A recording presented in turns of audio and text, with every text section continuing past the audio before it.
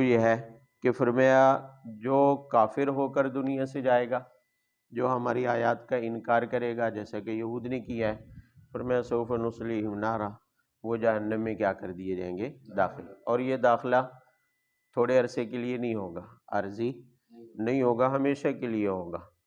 اب ظاہر ہے اشکال پیدا ہوتا ہے، ذہن میں آتا ہے بھی آگ میں جانے والی ہر چیز کیا ہو جاتی ہے؟ راکھ۔ تو ہمیشہ ہمیشہ آگ میں کیسے رہ پائیں گے؟ وہ تو راکھ ہو جائیں گے، جلتے ہی کیا ہو جائیں گے؟ راکھ۔ تو ہمیشہ جہنم میں کیسے؟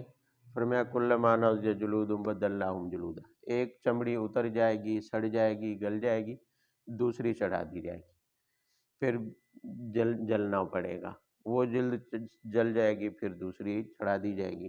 تو مطلب یہ ہے کہ یہ دائمی عذاب میں مبتلا رہے گا جس کا خاتمہ کفر پر ہوا ہے، جس نے اللہ کے احکامات کا انکار کیا ہے۔ لیذوقوا العذاب، یہ بھی اس عذاب کی سختی، شدت، یا یوں سمجھ لیں عذاب کو سن کر زیادہ غم میں مبتلا کرنے کے لیے، فکر میں مبتلا کرنے کے لیے یہ جملہ ارشاد فرمایا لیذوقوا العذاب۔ جہنم میں اس لیے بار بار چمڑی بدلی جائے گی، جلد اس لیے بدلی جائے گی لیذوقوا العذاب، تاکہ وہ عذاب کو چکھیں، تاکہ وہ عذاب کو بھی۔ اب دیکھیں چکھنے والا لفظ تو استعمال ہوتا ہے اچھے ذائقہ والی چیز میں، اچھی چیز میں، تو عذاب کو چکھیں، عذاب کو، گویا کہ یہ ایک طرح سے طنز ہے کافر پر، مشرک پر، اللہ کے دشمن پر، عدو پر، کیا ہے؟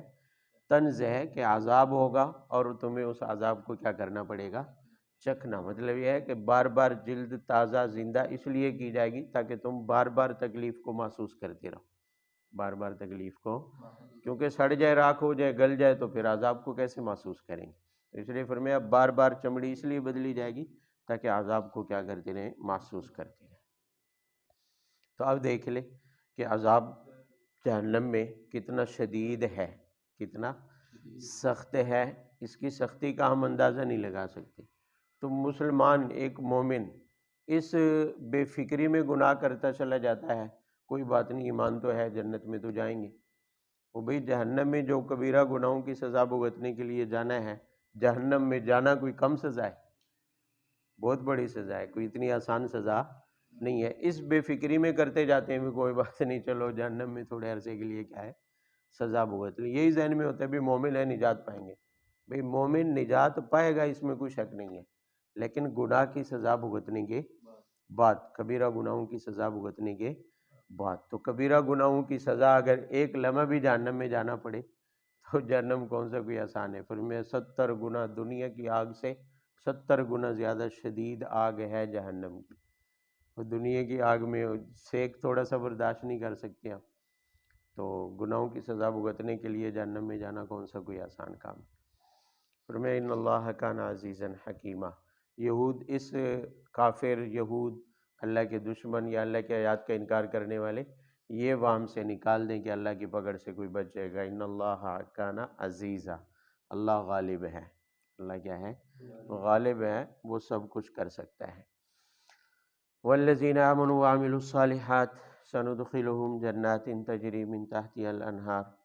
نیکوں کے ساتھ، بروں کے ساتھ اچھوں کا ذکر، یہ سنت اللہ ہے، قرآن پاک میں یہی سلسلہ، یہی ترتیب آخر تک چلتی رہے گی۔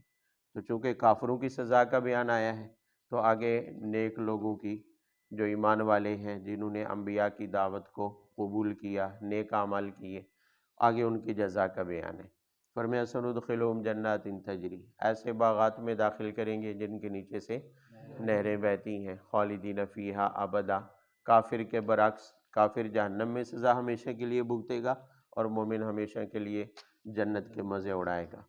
لہم فیہا ازواج مطہرہ، دنیا میں مرغوب ترین چیز دولت کے ساتھ ساتھ اچھی عورت ہوتی ہے، خوبصورت عورت ہوتی ہے، اچھے اخلاق والی عورت ہوتی ہے، بیوی ہوتی ہے۔ تو فرمایا لہم فیہا ازواج مطہرہ، وہاں پاکیزہ بیویاں ہوں گی۔ پاکیزہ، پاکیزہ سے مراد یعنی ظاہری نجاست سے بھی کیا ہوں گی؟ پاک۔ یہ انسان کے جسم سے جو علائش نجاستیں نکلتی ہیں، ان چیزوں سے بھی وہ کیا ہوں گی؟ پاک۔ اور باطنی گندگی سے، نجاست سے بھی کیا ہوں گی؟ پاک، یعنی روحانی بیماریوں سے بھی وہ پاک ہوں گی، ان میں بغض، حسد، جلنا، یہ چیز ان کے اندر نہیں ہوگی۔ وَنُدْخِلُهُمْ ظِلًّا ظَلِيلًا، اور ساتھ ہی فرمایا کہ ہم ہمیشہ کے سائے میں داخل کریں گے، یعنی جنت میں جانے کے بعد انہیں دھوپ کی گرمی، دھوپ کی شدت یا اسی طرح سردی کی سختی یہ چیزیں محسوس نہیں ہوں گی۔ اگر یہ چیزیں وہاں بھی ہوں تو پھر جنت نام کیسا ہے؟ وہ وہاں راحت ہی راحت ہے، وہاں تکلیف دینے والی کوئی چیز نہیں ہوگی۔ ان اللہ یامرکم ان تؤدوا الامانات الی اہلھا واذا حکمتم بین الناس ان تحکموا بالعدل ان اللہ نعم ما یعظکم بہ ان اللہ کان سمیعا بصیرا۔ اس آیت کا پچھلی آیات کے ساتھ ربط اچھی طرح سمجھ لیں، آیت کا سمجھنا اسی پر معمول ہے۔ ربط اس کا یہ ہے کہ پیچھے یہود سے متعلق ابھی آیا ہے کہ یہود کو بنو اسماعیل سے کیا ہے؟ جلن ہے، حسد میں مبتلا ہے۔ ہاں ایک بات پہلے اس سے یہ بھی سمجھ لے کہ نبوت اور حکومت لازم ملزوم ہے، جس کو اللہ نبوت دیتے ہیں حکم بھی اسی کا تسلیم کیا جاتا ہے، گویا وہ حاکم بھی ہوتا ہے، جو نبی ہوتا ہے وہ حاکم بھی ہوتا ہے۔ یہ دونوں چیزیں ایک دوسرے کو، ہر حاکم نبی ہو یہ لازم نہیں ہے، لیکن ہر نبی حاکم ہوتا ہے، ہر نبی کیا ہوتا ہے؟ حاکم ہوتا ہے۔ بخاری شریف کی حدیث میں آتا ہے کہ انبیاء بنی اسرائیل سیاستدان بھی تھے، سیاست یعنی انبیاء بنی اسرائیل کی ذمہ داری جیسے نبوت تھی، نبوت کے ساتھ ساتھ سیاست یعنی حکومت، لوگوں کی امور کو سنبھالنا، سر انجام دینا، لوگوں کے فیصلے کرنا، یہ سارے امور بھی انبیاء کے ذمے تھے۔ تو حکومت اور نبوت لازم ملزوم ہے، ایک دوسرے کو لازم ہے، یہ نبوت سے جدا نہیں ہو سکتی حکومت۔ تو پیچھے آپ نے پڑھا ہے کہ بنو اسرائیل جو تھے، یہود تھے، وہ بنو اسماعیل سے جلتے تھے، حسد میں مبتلا تھے، اور وہ یہ حکومت اور نبوت دونوں بنی اسماعیل میں جاتے ہوئے برداشت نہیں کر سکتے تھے۔ تو اس آیت میں بنیادی طور پر انہی یہود کو مخاطب کیا جا رہا ہے، اور انہیں کہا جا رہا ہے کہ یہ جو نبوت اور حکومت والی امانت ہے جو اب تک تمہارے اندر چلتی رہی ہے، یہ امانت اس کے اہل یعنی بنو اسماعیل کے حوالے کرنا یہ تمہاری ذمہ داری ہے، ورنہ یہ خیانت ہوگی، ورنہ یہ کیا ہوگی؟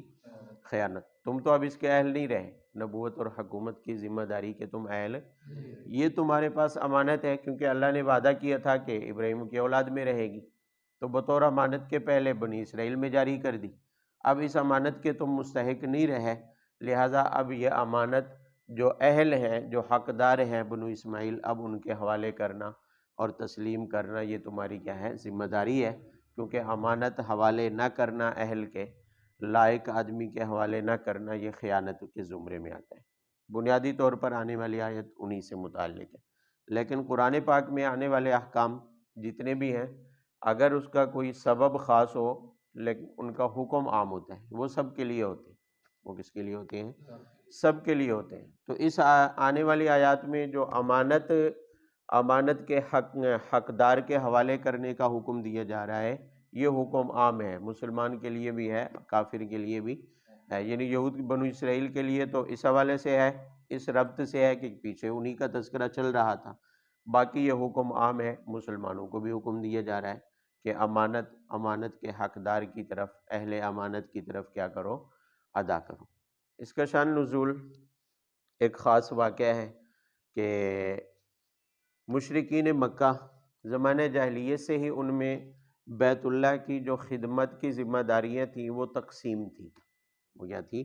یعنی صفائی کرنا کسی اور کے ذمے، بیت اللہ کی چابی کسی اور کے ذمے، یعنی خدمات ساری کی ساری انہوں نے آپس میں کیا کی ہوئی تھی؟ تقسیم۔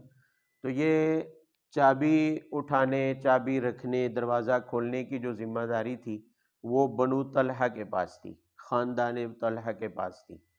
جب آپ صلی اللہ علیہ وسلم مکہ میں تھے تو اس وقت یہ چابی عثمان بن طلحہ کے قبضے میں رہتی تھی۔ عثمان بن طلحہ رضی اللہ عنہ بعد میں مسلمان ہو گئے، ابتدا میں مسلمان نہیں ہوئے، فتح مکہ کے موقع پر مسلمان ہوئے۔ تو عثمان بن طلحہ کے ذمہ داری تھی چابی اپنے پاس رکھنا۔ خود انہی کی روایت ہے، وہ فرماتے ہیں کہ جب ابھی میں مسلمان نہیں ہوا تھا تو آپ صلی اللہ علیہ وسلم 2 بار ایسا ہوا کہ بیت اللہ میں آپ داخل ہونا چاہتے تھے، لیکن میں نے آپ کو چابی دینے سے انکار کر دی۔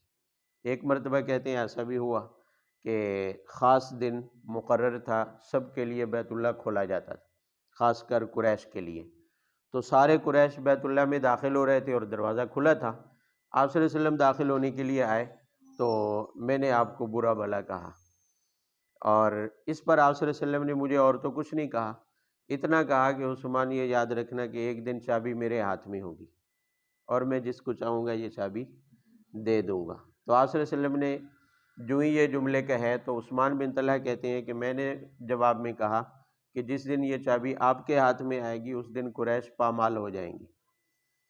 تو آپ صلی اللہ علیہ وسلم نے فرمایا پامال نہیں ہوں گے، بلکہ اسی دن حقیقت میں قریش عزت والے ہوں گے جس دن چابی میرے ہاتھ میں ہوگی۔ بات آئی گئی ہوگی، چلی گئی، آپ صلی اللہ علیہ وسلم ہجرت کر کے مدینہ میں آ گئے۔ تو اس کے بعد عثمان بن طلحہ کہتے ہیں کہ یہ بات میرے ذہن میں بیٹھ گئی۔ آپ صلی اللہ علیہ وسلم تو یہ جملہ کہہ کے چلے گئے، یہ جملہ کہہ کر چلے گئے، لیکن کہتے ہیں میرے دماغ میں یہ بات بیٹھ گئی اور مجھے یقین ہو گیا کہ واقعی ایسا ہو کے رہے گا، ایک دن ایسا ہو کے رہے گا۔ آپ صلی اللہ علیہ وسلم چلے گئے ہجرت کر کے، کہتے ہیں کئی بار خیال آیا کہ اسلام قبول کر لوں، لیکن جو ہی میں اظہار کرنے لگتا تو گھر والے پیچھے پڑ جاتے، خاندان پیچھے پڑ جاتا کہ تمہارا دماغ خراب ہو گیا، وہ رکاوٹ بن جاتی۔ حتیٰ کہ فتح مکہ کا موقع آیا اور رسول اللہ صلی اللہ علیہ وسلم بیت اللہ میں آگے داخل ہوئے تو چابی دینی پڑی، عثمان بن طلحہ کو وہ چابی دینی پڑی۔ رسول اللہ صلی اللہ علیہ وسلم نے بیت اللہ کا دروازہ کھلوایا، اندر تشریف لے گئے۔ تو جب آپ صلی اللہ علیہ وسلم بیت اللہ سے باہر نکلے تو حضرت عمر رضی اللہ تعالیٰ عنہ فرماتے ہیں کہ یہ آیت رسول اللہ صلی اللہ علیہ وسلم کی زبان پر تھی، ان اللہ یأمرکم ان تؤدوا الامانات الی اہلہا، یعنی آپ صلی اللہ علیہ وسلم کو حکم تھا، یہ بیت اللہ کے اندر یہ آیت نازل ہوئی، یہ حکم دیا گیا کہ چابی اسی کے حوالے کر دو جس نے آپ کو دی۔ حقیقت میں یہ آپ صلی اللہ علیہ وسلم کے اوپر لازم تو نہیں تھا کہ اسی کو دیتے، لیکن چونکہ ظاہری طور پر ایک طرح سے یہ امانت کی شکل تھی کہ عثمان بن طلحہ سے لی ہے، تو اس نے دیتے ہوئے بھی کہا کہ یہ امانت میں آپ کے حوالے کرتا ہوں۔ آپ صلی اللہ علیہ وسلم کو دیتے ہوئے کہا کہ یہ امانت میں آپ کے حوالے کرتا ہوں، کیونکہ دل میں ابھی اسلام کا جذبہ تھا اور خدمت کا وہ جذبہ ابھی موجود، مزید کیا ہو گیا تھا، پختہ ہو گیا تھا۔ تو اللہ تعالیٰ نے ان کے ان جذبات کو کیا کیا، قبول کیا، اور اس ظاہری امانت کو بھی حقیقی امانت کا درجہ دیا اور حکم دیا کہ یأمرکم ان تؤدوا الامانات الی اہلہا، کہ یہ امانتیں ان کے حقداروں کے کیا کر دو، حوالے۔ چنانچہ آپ صلی اللہ علیہ وسلم باہر تشریف لائے اور عثمان بن طلحہ کے ہاتھ پر چابی رکھ دی، اور ساتھ ہی ارشاد فرمایا کہ یہ چابی ہمیشہ ہمیشہ کے لیے تیرے خاندان میں رہے گی، قیامت تک کے لیے تیری نسل میں رہے گی، اور ساتھ یہ بھی فرمایا کہ یہ چابی تجھ سے لینے والا یا تو کافر ہوگا یا ظالم ہوگا، کوئی مسلمان مومن تجھ سے یہ چابی نہیں لے سکے گا، اگر کوئی لے گا زبردستی تو وہ کیا ہوگا، یا تو کافر ہوگا یا پھر وہ کیا ہوگا، ظالم ہوگا۔ مومن صالح چاہے حکمران بھی ہو تجھ سے وہ چابی نہیں لے گا۔ اور آج تک آپ صلی اللہ علیہ وسلم کی پیشین گوئی کے مطابق اسی خاندان کے پاس یہ خدمت ہے، بیت اللہ کی چابیاں اسی خاندان کے پاس ہیں، عثمان بن طلحہ کی اولاد کے پاس ہیں، اسی کی نسل میں۔ تو بہرحال کہتے ہیں چابی دینے کے بعد یہ جملے آپ نے ارشاد فرمائے، چلنے لگے، پھر واپس آئے اور مجھے بلا کر کہا عثمان یاد ہے میں نے تجھے اس وقت کچھ کہا تھا؟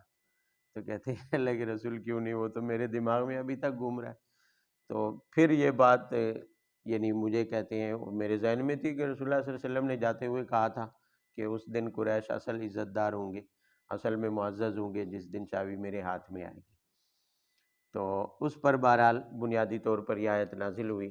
تو یہ ایک خاص سبب ہے۔ آیت کا میں خلاصہ کر دیتا ہوں، خلاصہ ذہن میں رکھیں، دونوں آیتوں کا خلاصہ یہ ہے کہ امانت کی مختلف صورتیں ہیں، یا یوں کہہ لیں کہ امانت کے درجات مختلف ہیں، درجات مختلف ہیں۔ امانت کا ویسے تو معنی یہ ہوتا ہے کہ قابل حفاظت چیز کسی کی حفاظت میں دینا، کسی کی حفاظت میں، میں نے موبائل رکھ دیا بابا جی کے پاس، قابل حفاظت ہے، میں نے کہا یہ اپنے پاس کیا رکھ لیں، امانت۔ پیسہ رکھ دیا، کوئی مال رکھ لیا کسی کے پاس، یہ امانت کہلاتا ہے۔ لیکن اس کا مفہوم عام ہے، درجات مختلف ہیں۔ سب سے پہلا درجہ ہے تکلیفات شرعیہ، احکام شریعہ، یہ بھی بندے کے پاس کیا ہے؟ امانت ہے۔ بندے کے پاس کیا ہے؟ امانت ہے۔ اس امانت کو بھی اس کے حقدار کے حوالے کرنا یہ بندے پر کیا ہے؟ لازم۔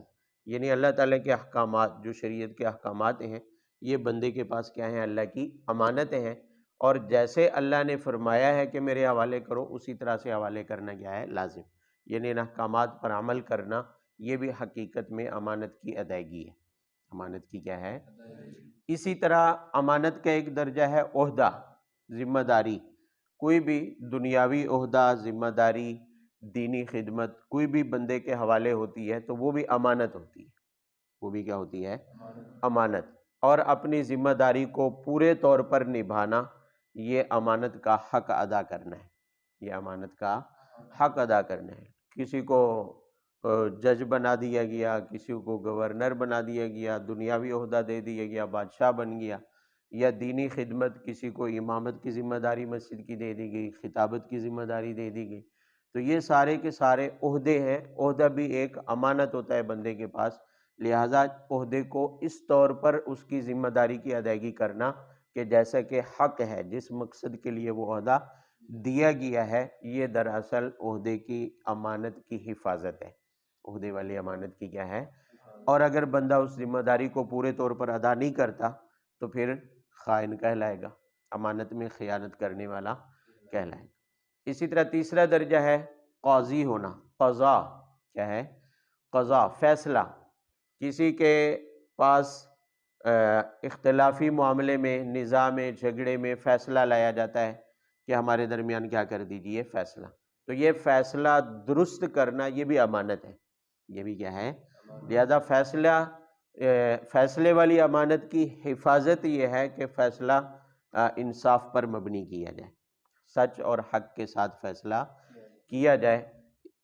اور اسی طرح امانت کا ایک عمومی درجہ یہ ہے کہ مال، قابل حفاظت چیزیں جو عام طور پر بندے ایک دوسرے کے پاس کیا ہے؟ رکھتے ہیں، یہ امانت کا عمومی درجہ ہے جو لوگوں کے اندر رائج ہے۔ تو یہ امانت، اس کی بھی حفاظت کرنا کیا ہے؟ لازم ہے۔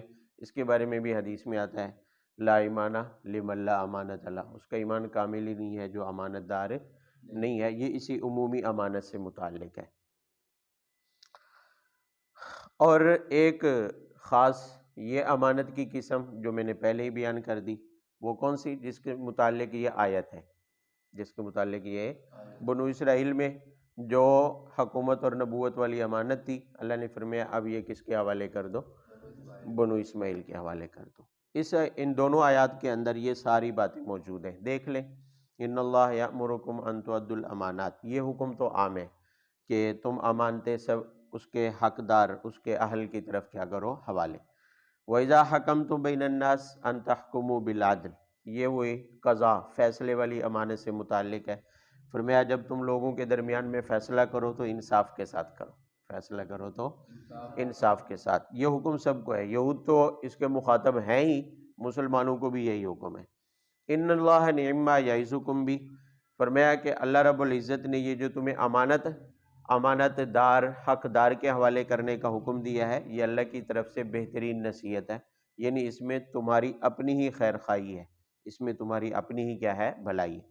ان اللہ کان سمیعا بصیرا، اگر تم امانت میں خیانت کرو گے تو اللہ سن بھی رہا ہے اور دیکھ بھی رہا ہے، یعنی تمہیں اس کی سزا ملے گی۔ یا ایھا الذین آمنوا اطیعوا اللہ واطیعوا الرسول واولی الامر منکم، یہ امانت کی ایک صورت جو رہ گئی ہے وہ یہ ہے کہ اطاعت حاکم، اطاعت حاکم، حاکم کی اطاعت لازم ہے۔ حاکم کی اطاعت کیا ہے؟ لازم ہے۔ اس آیت کے اس جملے میں احکام شریعہ کو بھی امانت قرار دیا گیا ہے۔ یا ایھا الذین آمنوا اطیعوا اللہ واطیعوا الرسول، اے ایمان والو اللہ اور رسول کی کیا کرو؟ اطاعت۔ تو رسول کی اطاعت اور اللہ کی اطاعت احکام شریعہ میں ہے، احکام شریعہ میں، یعنی احکام شریعہ بھی بندوں کے پاس کیا ہے؟ امانت ہے، اور یہ امانت حقدار کے حوالے کرنی ہے، اور حقدار کون ہے؟ اللہ اور رسول اللہ، جو شارع ہے وہی حقدار ہے۔ وَأُولِي الْأَمْرِ مِنْكُمْ، یہ امانت کی وہ قسم جو ابھی شروع میں ذکر نہیں کر سکے ہم، وہ یہ ہے کہ اطاعت حاکم، اطاعت حاکم۔ اولو الامر کا لفظی معنی ہوتا ہے حکم والے، حکم یعنی جن کا حکم باقی لوگوں پر ماننا کیا ہوتا ہے؟ لازم۔ اس کی پھر دو قسمیں ہیں، ایک تو ہے بادشاہ، وقت کا حاکم۔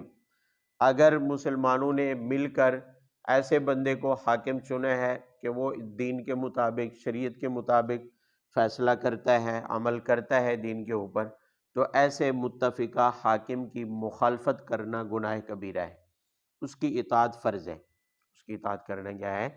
فرض ہے۔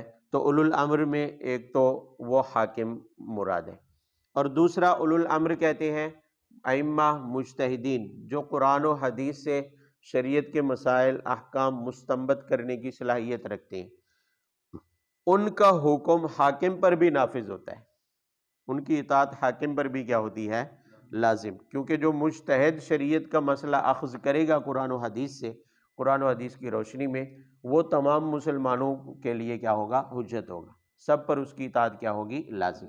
تو اولو الامر میں گویا کہ دو قسم کے لوگوں کے حکم کی اطاعت لازم ہے، حاکم کی بھی اور ساتھ ساتھ کس کی؟ مجتہد کی۔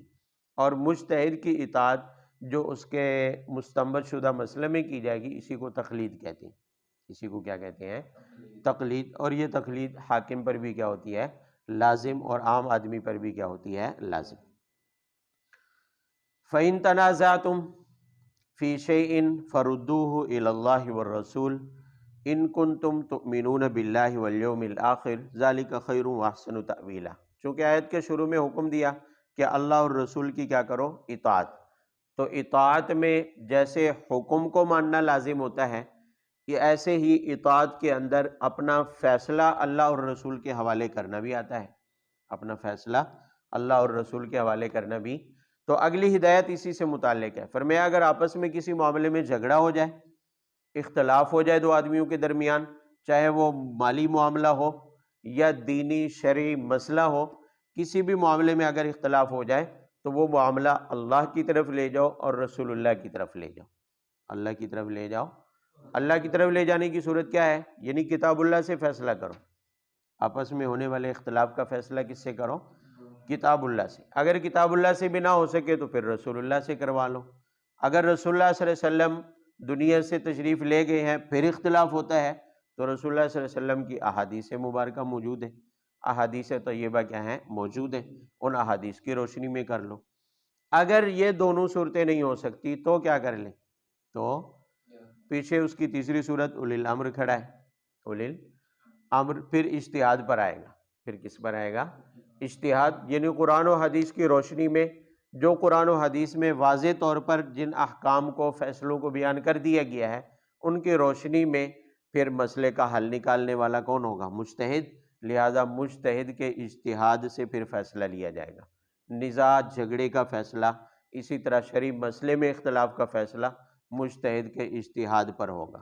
مجتہد کے اجتہاد کے ذریعے استنباط مسائل، اس کے ذریعے پھر فیصلہ کیا جائے گا نزاع کا۔ تو اس آیت میں بنیادی طور پر پہلے اطاعت بتائی کہ اللہ کی، رسول اللہ کی اور اولو الامر کی لازم ہے، اور پھر اختلاف اور نزاع کی صورت میں انہی تین سے فیصلہ کروانے کی کا حکم دیا گیا ہے کہ آپس کے نزاع کا فیصلہ انہی سے کروائیں۔ اس آیت نے اور تو بہت سارے مسائل حل کر دیے، جس میں ایک بنیادی طور پر یہ مسئلہ بھی ہے کہ پہلے بھی گزرا ہے کہ منکرین حدیث، جو حدیث کا کیا کرتے ہیں؟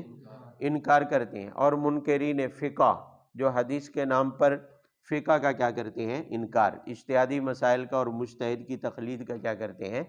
اس مسئلے کو بھی اس آیت نے حل کر دیا ہے۔ بے اللہ کے بعد، کتاب اللہ کے بعد مسئلہ کہاں سے لینا ہے؟ اطاعت کس کی لازم ہے؟ فرمایا رسول کی۔ اللہ کی اطاعت کے ساتھ رسول کی اطاعت کا حکم ہے۔ رسول کی اطاعت کس میں ہوگی؟ قول میں یا فعل میں؟ تو رسول کا قول اور فعل کیا کہلاتا ہے؟ حدیث۔ کیا کہلاتا ہے؟ تو حدیث پر عمل کرنے کا حکم خود قرآن دے رہا ہے، خود کیا دے رہا ہے؟ تو جو منکرین حدیث ہے وہ قرآن کا سہارا لے کر حدیث کا انکار کرتے ہیں، وہ کہتے ہیں مسئلہ صرف قرآن سے لیا جائے، اطاعت صرف کس کی جائے گی؟ قرآن کی جائے گی، جبکہ خود قرآن رسول اللہ کی اطاعت کا حکم دے رہا ہے۔ تو احادیث کے ماننے کا حکم خود قرآن دے رہا ہے، احادیث کے مطابق فیصلہ کرنے کا حکم خود قرآن دے رہا ہے، تو لہٰذا جو یہ دعویٰ کرتا ہے کہ ہم قرآن کو مانتے ہیں تو اسے یہ حکم بھی ماننا پڑے گا، اور اسی حکم کے مطابق حدیث رسول کو بھی حجت مانا جائے گا۔ اور جو حدیث کے نام پر فقہ کا انکار کرتا ہے وہ بھی اس آیت کی روشنی میں اگر اس آیت پر عمل کرنا چاہے تو وہ حدیث پر فقہ کے بغیر عمل کر ہی نہیں سکتا، مجتہد کے اجتہاد کے بغیر عمل کر ہی نہیں سکتا ہے۔ لہٰذا اس آیت میں اولی الامر کا لفظ لایا گیا، اولی الامر کا، بھئی اطاعت رسول وہ تو ہوا احادیث، اور اللہ کی اطاعت کتاب اللہ ہو گئی، تو قرآن اور حدیث کے علاوہ فرمایا اولو الامر کی بھی اطاعت کرو۔ اولو الامر کی بھی کیا کرو؟ اولو الامر کیا ہے؟ میں نے ابھی بتایا ہے، بھئی حاکم اگر مجتہد ہوگا تو اس کے فیصلے چلیں گے، حاکم غیر مجتہد ہے تو پھر جو مجتہد ہوگا اس کا حکم چلے گا، قرآن و حدیث کی روشنی میں جو وہ مسئلہ بتائے گا۔ تو اس آیت میں مجتہد کے اجتہادات پر عمل کرنے کا حکم ایسے ہی دیا گیا ہے جیسے کتاب اللہ پر اور رسول اللہ صلی اللہ علیہ وسلم کی احادیث پر عمل کرنے کا حکم دیا گیا ہے۔ تو گویا کتاب اللہ اور رسول اللہ اور مجتہد کے اجتہاد پر عمل، یہ تینوں چیزیں آپس میں جڑی ہوئی ہیں، یہ تینوں چیزیں آپس میں، قرآن اور حدیث جدا جدا نہیں ہے، ایسے ہی حدیث اور فقہ جدا جدا نہیں ہے، تینوں چیزیں آپس میں جڑی ہوئی ہیں۔ قرآن کی تشریح حدیث ہے اور حدیث کی تشریح کیا ہے؟ فقہ ہے، مسائل اجتہادیہ ہیں، لہٰذا تشریحات کو اگر چھوڑ دیں تو اصل پر عمل چھوٹ جائے گا۔ حدیث پر عمل چھوڑے تو قرآن پر عمل نہیں ہو سکتا، فقہ پر عمل چھوڑے تو حدیث پر عمل نہیں ہو سکتا ہے، قرآن و حدیث دونوں پر عمل نہیں ہو سکتا۔ لہٰذا مجتہد کے اجتہادی مسائل جس کو فقہ کہتے ہیں، یہ قرآن و حدیث کی ہی تشریح ہے، تشریحات کو چھوڑ دیں تو اصل پر عمل کیا ہو جائے گا؟ چھوٹ جائے گا، لہٰذا قرآن و حدیث پر بھی عمل نہیں ہو سکے۔ أَلَمْ تَرَ إِلَى الَّذِينَ يَزْعُمُونَ أَنَّهُمْ آمَنُوا بِمَا أُنزِلَ إِلَيْكَ وَمَا أُنزِلَ مِن قَبْلِكَ يُرِيدُونَ أَن يَتَحَاكَمُوا إِلَى الطَّاغُوتِ وَقَدْ أُمِرُوا أَن يَكْفُرُوا بِهِ وَيُرِيدُ الشَّيْطَانُ أَن يُضِلَّهُمْ ضَلَالًا بَعِيدًا۔ آنے والی چند آیات میں ایک خاص واقعے سے متعلق احکام آ رہے ہیں، وہ واقعہ آپ لوگ پہلے سنتے پڑھتے رہتے ہیں خطیبوں کی زبانی۔ حضرت عمر رضی اللہ تعالیٰ عنہ سے متعلق ہے بنیادی طور پر وہ واقعہ، لیکن واقعہ ہوا یوں کہ ایک یہودی اور ایک منافق کے درمیان میں کسی معاملے میں جھگڑا ہو گیا، اختلاف ہو گیا۔ ایک یہودی اور ایک منافق بھی عام طور پر یہودی ہوا کرتے تھے، تو ایک یہودی سے مراد ہے جو مسلمان نہیں ہوا تھا، نہ منافقانہ طور پر، نہ ظاہری طور پر، اور نہ دل سے، وہ خالص یہودی ہی تھا، کافر ہی تھا۔ اور منافق سے مراد وہ ہے جو ظاہری طور پر مسلمان ہی سمجھے جاتے تھے لیکن دل میں کیا ہوتا تھا؟ کفر۔ تو ایک منافق گویا کہ مسلمان کہہ لیں کیونکہ مسلمان ہی سمجھا جاتا تھا، مومن، تو وہ منافق اور یہودی میں جھگڑا ہوا۔ اب ان دونوں میں ایک جھگڑا ہونے کے بعد یہودی کہنے لگا چلو تمہارے نبی سے فیصلہ کرواتی، کیونکہ اس کے ذہن میں تو یہ مسلمان تھا منافق، اس نے کہا چلو آپ کے نبی کے پاس، اور یہودی کو یقین تھا کہ رسول اللہ جو ہے نا انصاف پر مبنی فیصلہ کرتے ہیں اور حق میرا ہے، لہذا میرے حق میں ضرور فیصلہ ہو۔ منافق یہ بھی چونکہ یہودی اصل میں تو یہودی تھا تو دل میں نفاق کو چھپائے ہوئے تھا، اور یہود کی عادت ہے کہ وہ اپنے فیصلوں میں، معاملات میں رشوت اور ایک دوسرے کی رعایت کی عادی ہیں۔ یہودی قوم میں یہ دو چیزیں ان کی بنیادی خامیوں میں شامل ہیں، ایک رعایت رکھنا، فریقین میں سے کسی ایک فریق کی کیا کرنا؟ رعایت، حمایت کرنا، اور ساتھ رشوت پر فیصلے کرنا۔ تو اس کے ذہن میں یہ تھا کہ یہ فیصلہ جو ہے کعب بن اشرف کے پاس لے جاتے ہیں جو یہودی سردار تھا، جس کا ذکر کل آیا ہے، بنو نذیر کا سردار تھا۔ تو منافق کہنے لگا کہ کعب بن اشرف کے پاس فیصلہ لے جاتے، اپنے آپ کو مسلمان بھی کہتے تھے، تو کہتے کعب بن اشرف کے پاس فیصلہ لے جاتے ہیں۔ اس کے ذہن میں یہی تھا بھی وہ طرفداری کرے گا میری، وہ میری طرفداری۔ یہ جو یہودی منافقین تھے در پردہ اپنے سرداروں اور علماء سے ان کے رابطے ہوتے تھے، تو ظاہر ہے اس کے ذہن میں یہی تھا کہ جب میں ادھر لے جاؤں گا تو وہ خاص میری رعایت کرے گا، کیونکہ میں ایک خاص مشن پر ہوں، منافقانہ طور پر مسلمان ہوا ہوں۔ تو بہرحال فیصلہ آپ صلی اللہ علیہ وسلم کی خدمت میں آ گیا۔ یہودی نے کہا نہیں ادھر چلتے ہیں، اب منافق شرما شرمی میں آ گیا کہ مسلمان کہلاتا ہوں لہذا اب آنا پڑے گا۔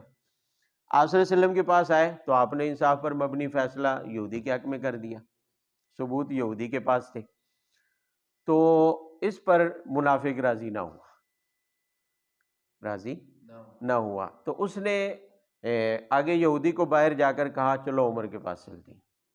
پھر بھی منافق کے ذہن میں یہی تھا بھی عمر سے فیصلہ کروائیں گے، عمر مزاج کے تھوڑے کیا ہیں، تیز ہیں، تو ہو سکتا ہے جذبات میں میرے حق میں فیصلہ ہو جائے، کیونکہ میں تو مسلمان ہوں ان کی نظر میں۔ تو یہ سیدھے حضرت عمر کے دروازے پر پہنچ گئے، حضرت عمر کو بلایا، بات کی، تو یہودی نے ساری صورتحال بتا دی کہ ہمارے درمیان پہلے ایک فیصلہ ہو چکا ہے۔ تو کس نے کیا؟ یہودی نے بتایا کہ رسول اللہ نے کیا۔ تو حضرت عمر نے منافق سے پوچھا کیا واقعی یہ یہودی صحیح کہہ رہے ہیں؟ کیا آپ صلی اللہ علیہ وسلم نے فیصلہ دیا ہے اس کے حق میں؟ تو اس نے کہا بالکل دیا ہے۔ تو حضرت عمر نے کہا ٹھیک ہے ٹھہرو، میں ابھی آتا ہوں گھر سے ہو کے، ادھر ہی ٹھہر۔ تو گھر گئے، چادر میں تلوار چھپا کے لائے اور اس کا منافق کا سر قلم کر دیا، سر اڑا دیا۔ کہا کہ جو نبی کا فیصلہ نہ مانے پھر عمر کا فیصلہ اس کے لیے یہ ہے، عمر کا فیصلہ یہ ہے۔ اب یہ معاملہ ہوا تو حضرت عمر پر مقدمہ کر دیا اس منافق کے ورثاء نے، منافق کے ورثاء نے حضرت عمر پر کیا کر دیا؟ مقدمہ کر دیا۔ آپ صلی اللہ علیہ وسلم کے پاس پہنچ گئے اور آ کر آپ صلی اللہ علیہ وسلم کے سامنے قسمیں اٹھانے لگے کہ ہمارا جو بندہ عمر نے مار ڈالا ہے یہ اصل میں اس کا مقصد آپ کے فیصلے کی مخالفت کرنا نہیں تھی، بلکہ یہ صرف یہ چاہتا تھا کہ ہمارے درمیان میں کسی طرح صلح رہے، موافقت رہے، ہمارے درمیان کیا رہے، یعنی ان کا مقصد آپ کے فیصلے پر اعتراض نہیں تھا۔ حضرت عمر کے پاس اس لیے فیصلہ لے گئے تاکہ ہمارے درمیان میں کیا ہو جائے، کسی طرح موافقت ہو جائے، صلح ہو جائے ہمارے درمیان میں۔ قسمیں اٹھائی اس کے اوپر، لیکن یہ بھی جھوٹی تھی قسمیں، یہ بھی کیا تھی، جھوٹی تھی۔ تو اس کو بھی قرآن پاک کے اندر ظاہر کر دیا گیا ہے کہ یہ جھوٹی قسمیں اٹھا رہے ہیں، یہ جو کہہ رہے ہیں کہ ہمارا بندہ جو عمر نے مارا ہے یہ صرف صلح اور موافقت کے لیے گیا تھا، اتحاد کے لیے گیا تھا، اس کا مقصد رسول اللہ کے فیصلے پر اعتراض کرنا نہیں تھا۔ تو بہرحال ان آیات میں پہلے تو اس پر تبصرہ کیا گیا ہے کہ مسلمان کہلوانے والے، اپنے آپ کو مومن کہلوانے والے فیصلہ یہودیوں کے پاس، طاغوت کے پاس لے جانے کا دعویٰ کرتے ہیں، تو انہیں اس پر شرم آنی چاہیے، اور ساتھ ہی حضرت عمر رضی اللہ تعالیٰ عنہ کے اس فیصلے کی بھی تصویب کر دی گئی۔ یاد رہے حضرت عمر رضی اللہ عنہ کا یہی فیصلہ ہے جس کی وجہ سے ان کا لقب فاروق انہیں عطا ہوا۔ فاروق کا معنی حق اور باطل کے درمیان کیا کرنے والے، فرق۔ تو عمر ایسے تھے کہ ان کا فیصلہ جو بھی ہوتا وہ حق اور باطل کے درمیان کیا کر دیتا، فرق کر دیتا۔ 22 آیات ایسی ہیں قرآن پاک میں جو حضرت عمر کی موافقت میں نازل ہوئی۔ حضرت عمر نے کوئی بات کی، مشورہ دیا، رائے دی، یا حضرت عمر نے کوئی فیصلہ کیا، آسمان سے فیصلہ اسی کے مطابق نازل ہو گیا۔ تو اعلیٰ عدالت سپریم کورٹ تو آپ صلی اللہ علیہ وسلم کی عدالت ہی تھی، لیکن ذیلی عدالت جسے آپ ہائی کورٹ کہہ سکتی ہیں وہ حضرت عمر تھے۔ حضرت عمر آپ صلی اللہ علیہ وسلم کے زمانے میں حضرت ابو بکر کی طرح، دیگر چند صحابہ کی طرح حضرت عمر بھی آپ صلی اللہ علیہ وسلم کے ماتحت فیصلے کیا کرتے تھے۔ تو گویا کہ آپ صلی اللہ علیہ وسلم کی ریاست مدینہ کے ہائی کورٹ کے جج حضرت عمر تھے، اور حضرت عمر نے پھر آپ صلی اللہ علیہ وسلم کے ٹھکرائے ہوئے فیصلے کی مخالفت کرنے والے کی یہ سزا دی ہے۔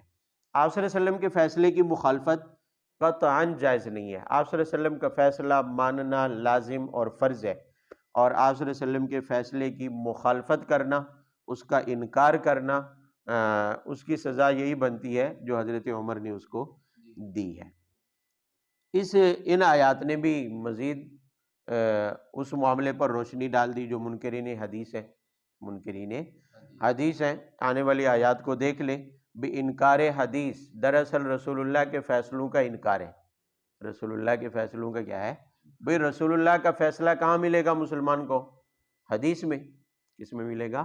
حدیث میں۔ تو ظاہر ہے اگر حدیث حجت نہیں ہے تو پھر معاملہ اس منافق والا ہوگا، پھر معاملہ بھئی رسول اللہ کی اتباع لازم ہے، رسول اللہ کے فیصلے کو ماننا کیا ہے؟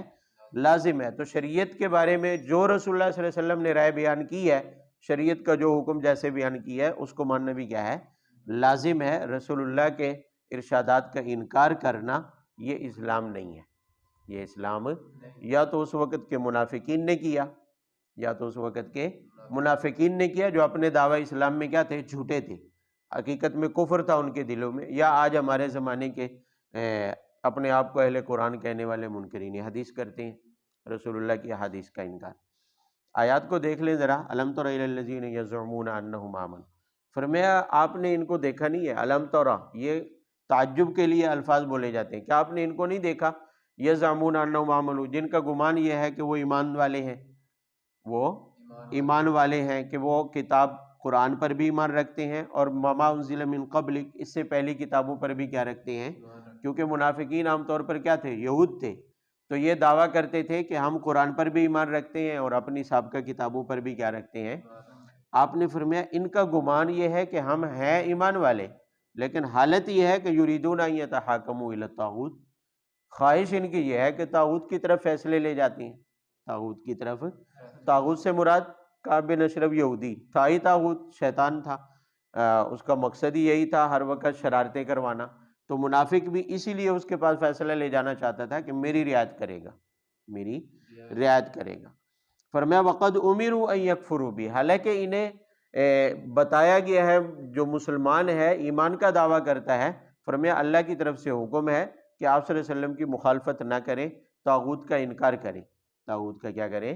اپنے فیصلے ان لوگوں کے پاس لے کر نہ جائیں۔ وَيُرِيدُ الشَّيْطَانُ أَن يُضِلَّهُمْ ضَلَالًا بَعِيدًا، فرمایا پھر شیطان بھی تو دور کی گمراہی میں ڈالنا چاہتا ہے، منافق پہلے ہی گمراہ تھا، مزید دور کی گمراہی میں جانے کے لیے اس نے رسول اللہ کے فیصلے، رسول اللہ سے فیصلہ کرانے کی بجائے خواہش کا اظہار کیا کہ فیصلہ یہودی کرے گا۔ وَإِذَا قِيلَ لَهُمْ تَعَالَوْا إِلَىٰ مَا أَنزَلَ اللَّهُ وَإِلَى الرَّسُولِ رَأَيْتَ الْمُنَافِقِينَ يَصُدُّونَ عَنْكَ صُدُودًا، یہ منافقین کی اصل حقیقت کو بیان کی۔ منافقین کی گویا کہ ایک طرح سے علامت تھی کہ جب معاملہ اللہ اور رسول کی طرف لایا جائے گا تو منافقین اس پر ہچکچائیں گے، گھبرائیں گے، رسول اللہ کے پاس فیصلہ نہ جائے، کتاب اللہ سے فیصلہ نہ کیا جائے، کیونکہ ان کا کتاب اللہ پر حقیقت میں ایمان ہی نہیں ہے، دل سے تو وہ کیا ہیں؟ کافر ہیں، کتاب اللہ کو بھی نہیں مانتے اور رسول اللہ کو بھی نہیں مانتے۔ فرمایا منافق کی عادت یہ ہے، اس کی فطرت یہ ہے کہ وہ کبھی بھی اللہ کے کتاب کے فیصلے کی طرف اور اسی طرح رسول اللہ کے فیصلے کی طرف کبھی بھی نہیں آتا۔ یصدون عنک صدودا، بلکہ وہ رکے گا، وہ آپ سے کیا ہے؟ رکے گا۔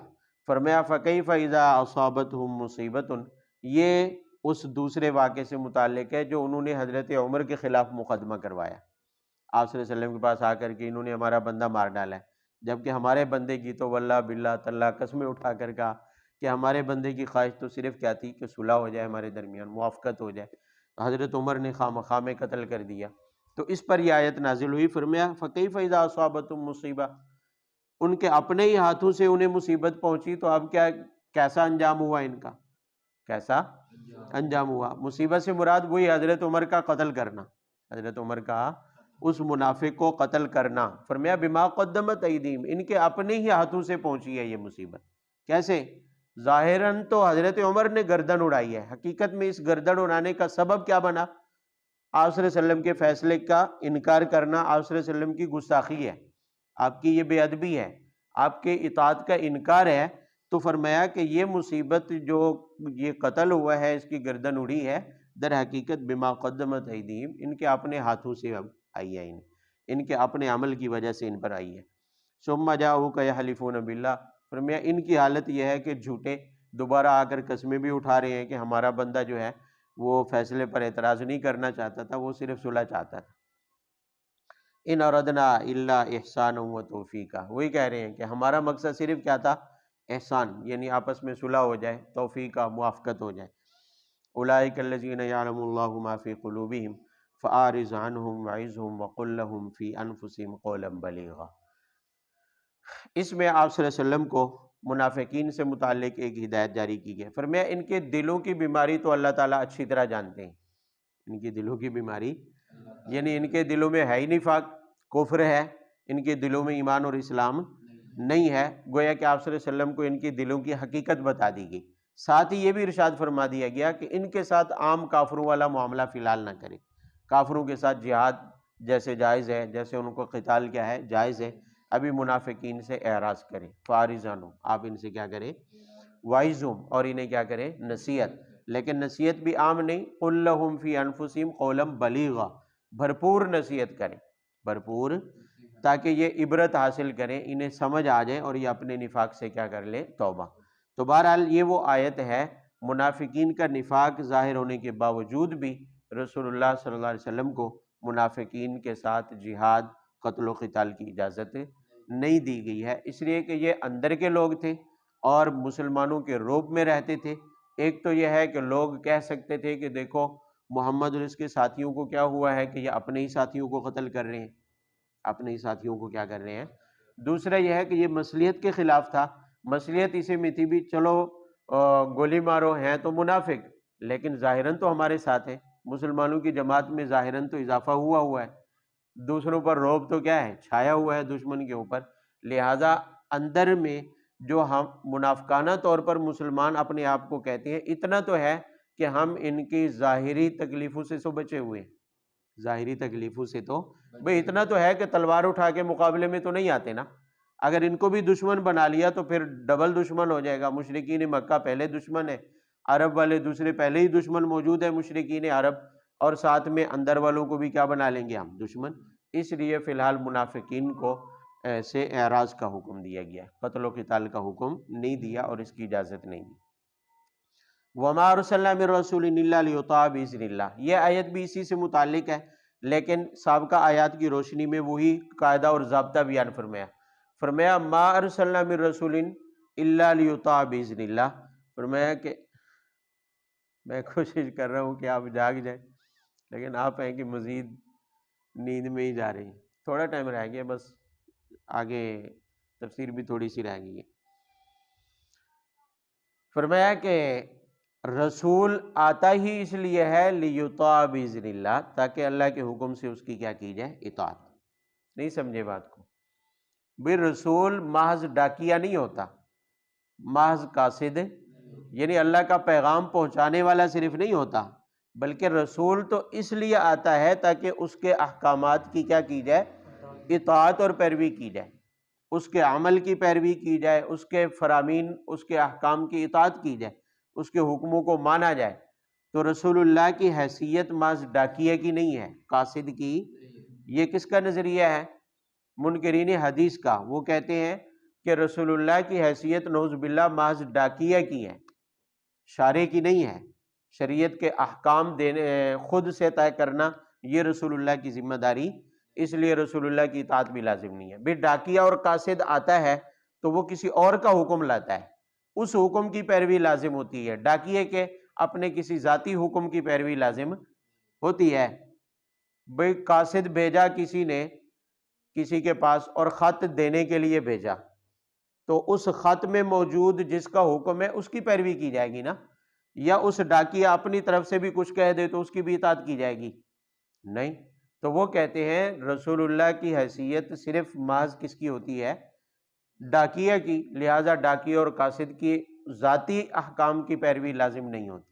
تو وہ کہتے ہیں نعوذ باللہ رسول اللہ کے ذاتی احکام کی اطاعت اور پیروی بھی لازم نہیں ہے، تو احادیث کی پیروی لازم نہیں ہے، کیونکہ احادیث یہ تو رسول اللہ کے ذاتی افعال ہیں یا ذاتی اقوال ہیں، لہذا ان کی پیروی نہیں ہوگی۔ یہ نظریہ ہے منکرین حدیث کا۔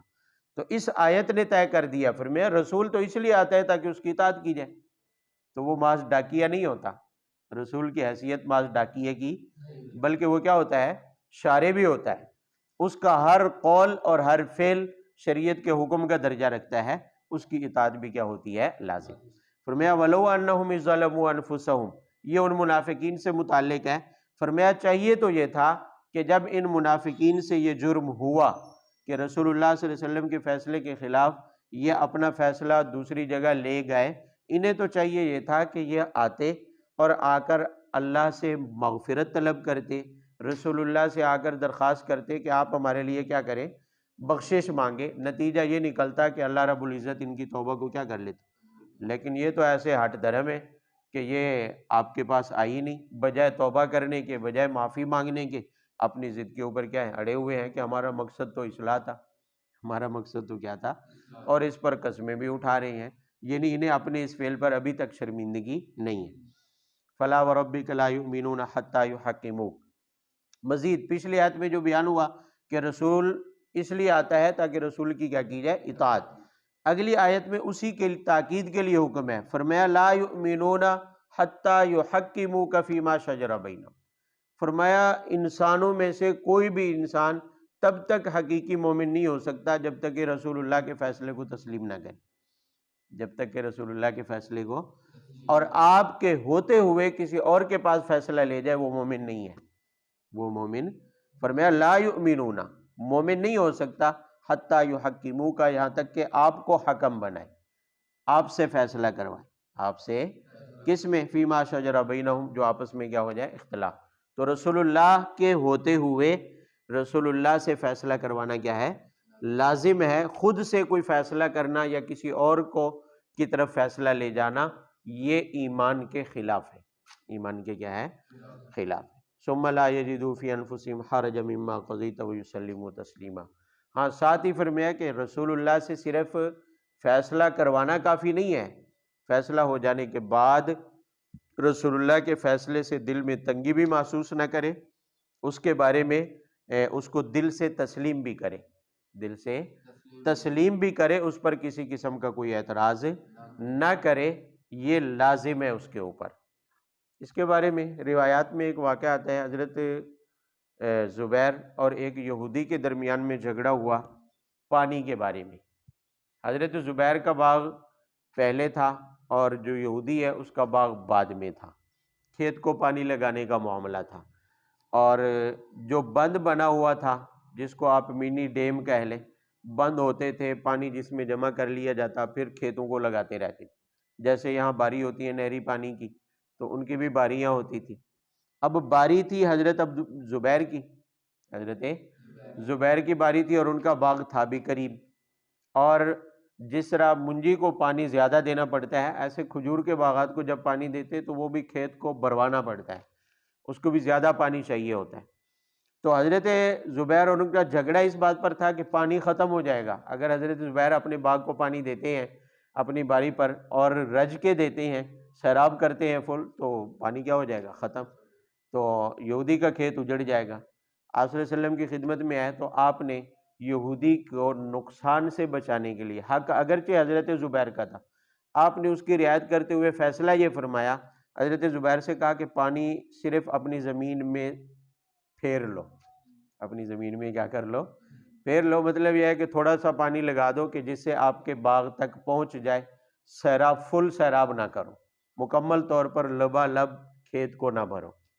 بات سمجھ آ رہی ہے؟ جتنا پانی ضرورت ہے اتنا تو نہ لگاؤ، اس سے تھوڑا کیا کر لو؟ کم، تاکہ یہودی کا کھیت بھی مر نہ جائے، سوکھ نہ جائے۔ اب حق تو حضرت زبیر کا تھا، انہی کے حق میں سے آپ نے کٹوتی کر کے یہودی کو دے دیا۔ اب حضرت زبیر تو خاموش رہے، یہودی نے اس پر اچھلنا شروع کر دیا، اعتراض کرنا شروع کر دیا کہ دیکھو اپنا تھا اس لیے اپنے کے حق میں فیصلہ دیا، اپنا تھا اس لیے اپنے کے حق میں کیا دیا ہے؟ فیصلہ دیا ہے۔ تو یہ آیت حضرت زبیر خود کہتے تھے کہ مجھے لگتا ہے یہ ہمارے بارے میں ہے، مجھے لگتا ہے یہ ہمارے بارے میں ہے۔ تو کوئی بعید نہیں کہ منافقین کی حالت سے متعلق بھی ہے، جو پیچھے واقعہ گزرا ہے یہودی اور منافق کا، اور حضرت زبیر کے اس خاص واقعہ بھی اس کا سبب بن گیا ہو، تو ایک آیت، ایک حکم کے نازل ہونے کی کئی سبب ہو سکتی ہیں، کئی سبب۔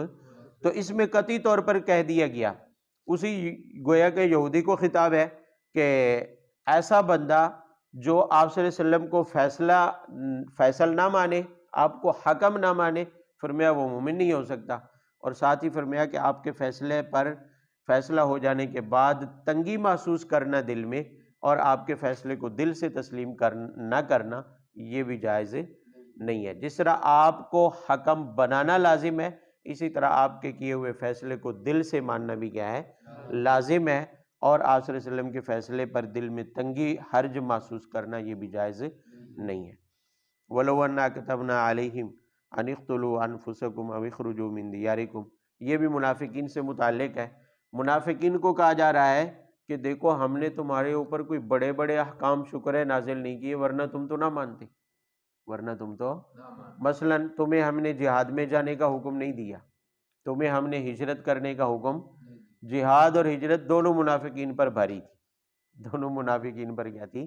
ہجرت تو مکہ والوں پر تھی، مہاجرین پر ہوئی، منافقین تو مدینہ کے رہنے والے تھے، اس لیے ہجرت ان پر تھی ہی نہیں۔ فرمایا کہ اگر بالفرض تم پر ہجرت فرض کر دی جاتی اور تمہیں جہاد میں جانے کا حکم دیا جاتا کہ جاؤ اپنے آپ کو شہید کرواؤ، اپنے آپ کو کیا کرواؤ؟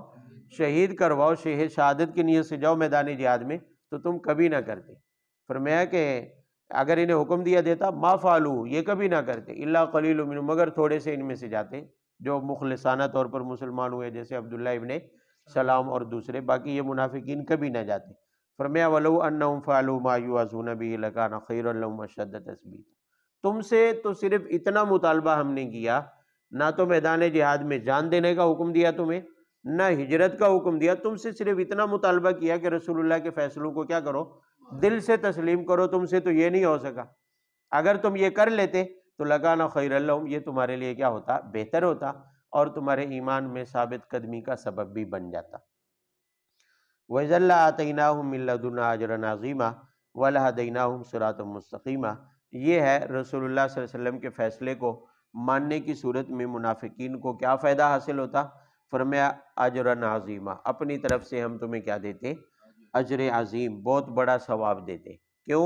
اس لیے کہ سابقہ انبیاء پر تو تمہارا ایمان تھا ہی، کیونکہ اولاً یہودی تھے منافقین، لہذا ایک اجر پہلے نبی پر ایمان لانے کا، موسیٰ علیہ السلام پر ایمان لانے کا، اور دوسرا اجر آپ صلی اللہ علیہ وسلم پر ایمان لانے کا۔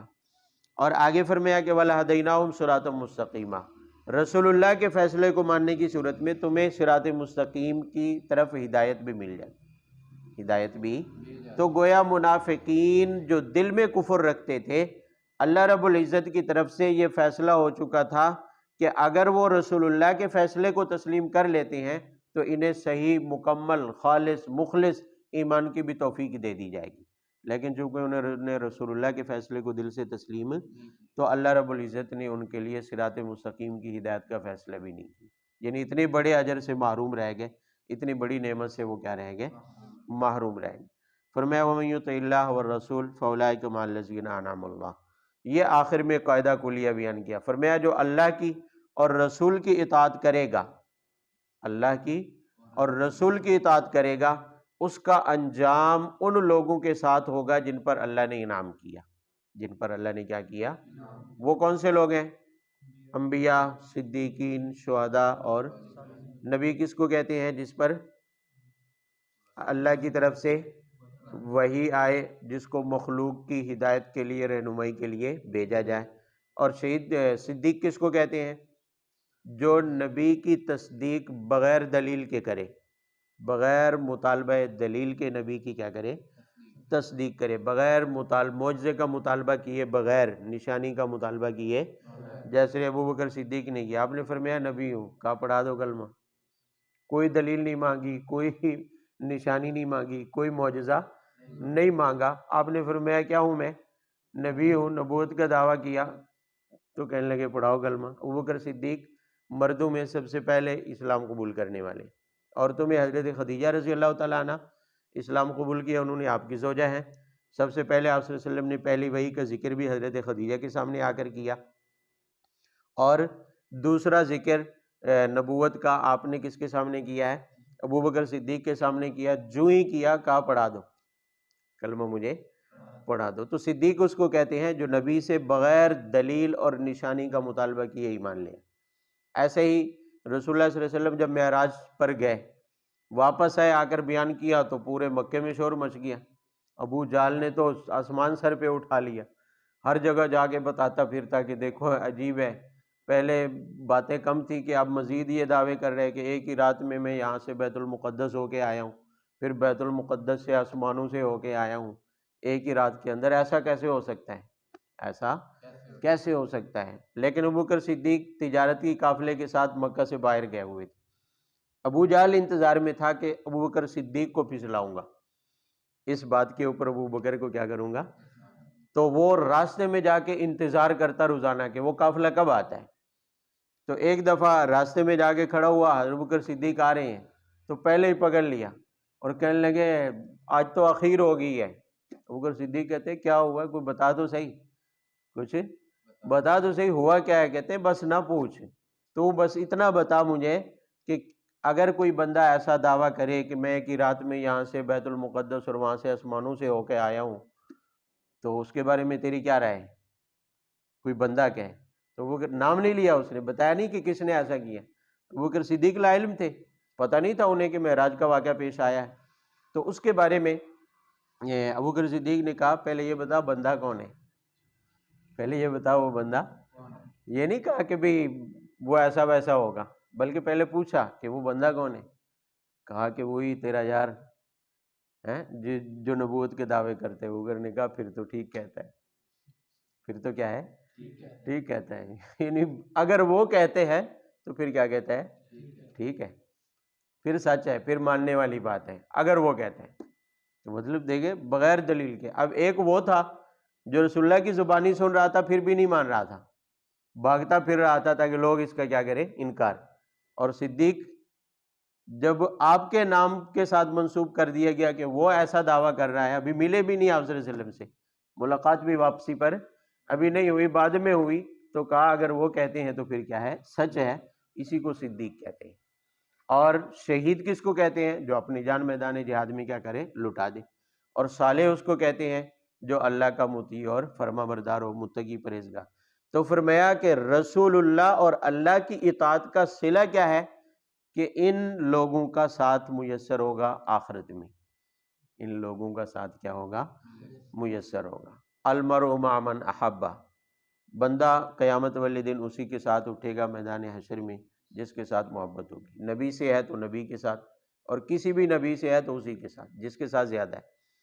صحابی سے ہے تو شہید کے ساتھ ہے تو اس کے ساتھ اٹھے گا، صدیق کے ساتھ ہے تو اس کے ساتھ، کسی نیک آدمی کے ساتھ ہے تو اس کے ساتھ اٹھے گا. بات سمجھ آ رہی ہے؟ کسی دنیا دار کے ساتھ ہے تو اس کے ساتھ اٹھے گا. بات سمجھ آ رہی ہے؟ فرمایا وَأَحْسَنَ أُولَٰئِكَ رَفِيقًا، جس کو ایسا ساتھ میسر ہو جائے، ان چار قسم کے لوگوں کا ساتھ ہے اولئک رفیقہ. فرمایا اس سے بڑا خوش قسمت کون ہے، اس سے بڑی اچھی رفاقت والا اور کوئی نہیں ہو سکتا ہے. ذالک الفضل من اللہ، لیکن یہ مہربانی اللہ کی طرف سے ہے. وکفیٰ باللہ علیما، اللہ رب العزت جانتا ہے کہ کون کس سے محبت رکھتا ہے اور کون رسول اللہ اور اللہ کی اطاعت کر رہے اور کون نہیں کر رہا. اس کے بارے میں اللہ تعالیٰ اچھی طرح جانتے ہیں. وآخر دعوانا